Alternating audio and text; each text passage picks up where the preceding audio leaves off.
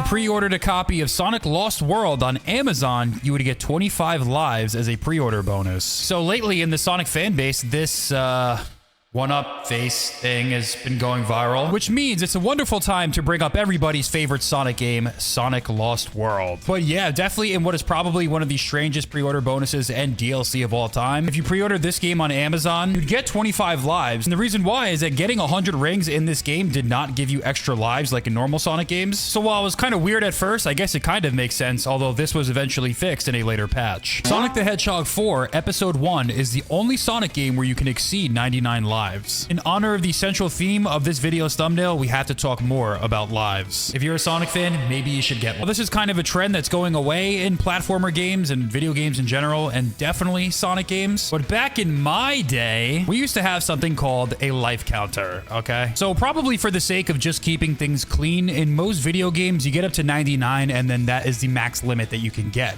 But there's one game, a rather hated one at that, Sonic 4 Episode 1, where you could actually exceed 99 lives. As a matter of fact, you could get up to 999, although it does look kind of goofy. I wonder how much Amazon would charge for that. The 2012 version of Sonic Adventure 2 received updated life icons. Just when you thought you were safe, he returns. In 2012, we got an updated version of Sonic Adventure 2, and it brought about some changes, one of which, most notably, are the changes that they made to the life icons. Here's what it looked like in the original game, and here's what Sonic's life looks like in the updated version of SA2. It wasn't just Sonic who received an updated life icon, although I would say his is probably the most radically changed. All 6 playable characters in the game got an update. One of the achievements for Sonic Generations features the classic Sonic life icon. So yes, this is back, but this is kind of interesting because this achievement has nothing to do with obtaining lives. An achievement called Join the Ranks, which, take a wild guess, is achieved by joining the ranks, features this icon of the classic Sonic head with the Wi-Fi symbol. Not sure why they put these two together, but certainly fits well within the video's theme. In Sonic Unleashed, there is a Sonic 06 Easter egg. Sonic 06 is probably a game that Sega would like to forget about, but they referenced it in the very next Sonic game as an Easter egg. All you gotta do is go to the greatest city in the world, Empire City, take a nice little stroll through the park where all the NPCs are just hanging out, and all you gotta do is walk up to this guy right here and take a look at his newspaper. Zoom in a little bit.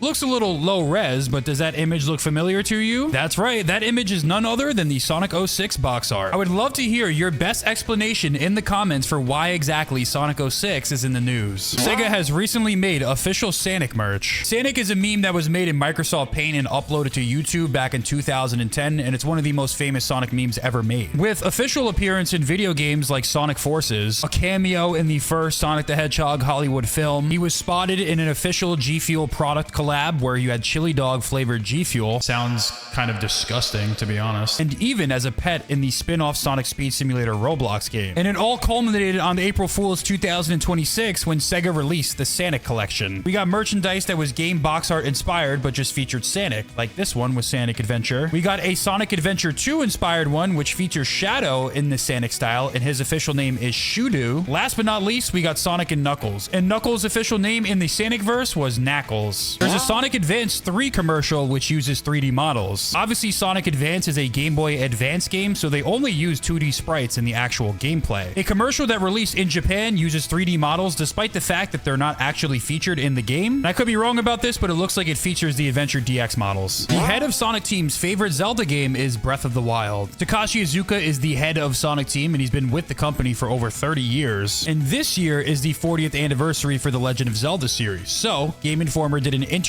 with several game developers in the industry, one of which being Sonic Team's head, to which Iizuka said, "The Legend of Zelda had a profound impact on both my life and career as a designer. The first game I played was the original Legend of Zelda on the NES and Disk System, and its revolutionary design, offering freedom, exploration, and intuitive mechanics, shaped how I view game development. I played every entry in the series since, and working with the Zelda team on Sonic Lost World was a memorable highlight of my career. While each game is unique, Breath of the Wild is my favorite in the franchise, as its expansive world and unmatched sense of discovery brought back the same joy and wonder I felt playing the original." As a massive Breath of the Wild and Tears of the Kingdom fan myself, I can't say that Iizuka is wrong. And judging by the structural framework of Sonic Frontiers, it's clear that he took that inspiration and applied it to this Sonic game. Zavok says damn in Team Sonic Racing. Where's that damn fourth Chaos Emerald. When you think about swearing in the Sonic franchise, the only instance of this that people can recall is usually Shadow the Hedgehog from 2005. That is, of course, if you consider the word damn to be a swear, but when I was playing this game as a kid, I definitely did. But Team Sonic Racing is another game in the franchise you may not know actually contains the word damn as well. Listen to this clip from Zavok. Damn, this will cost me points. We will trample you. Early concept art for Metal Sonic shows a much more similar Sonic design. Metal Sonic is said to be the robotic version of Sonic, but is he? Does he really look like Sonic? I mean, I don't know. There's some features that are kind of similar, like there's some resemblance, but I would say no. I'm not complaining. I think Metal has a great design, and it's definitely one of the most iconic in the franchise. But it seems like early on in the development of Sonic CD, when they were trying to create a rival for Sonic, it seems like the design was supposed to be a lot more in line with what classic Sonic actually looks like. You will notice right away that he doesn't have the same red, piercing, evil eyes that Metal Sonic does, and his shape is a little more similar to the original classic Sonic. While this is certainly an interesting design, it's not bad. You definitely see what they were going for. Ultimately, what they came up with seems like a much more fitting contrast for an evil robotic version of Sonic. And not only that, I think they knocked it out of the park immediately. To be honest, I think the best that Metal Sonic has ever looked is in some of that older Sonic CD artwork. I mean, take a look at this right here. But what do you think? Sonic Freeriders takes place after Sonic and Shadow Generations. You know, Sonic Freeriders is one of those games that you almost wish didn't take place, but not only did it take place, it's canon to the main game's timeline.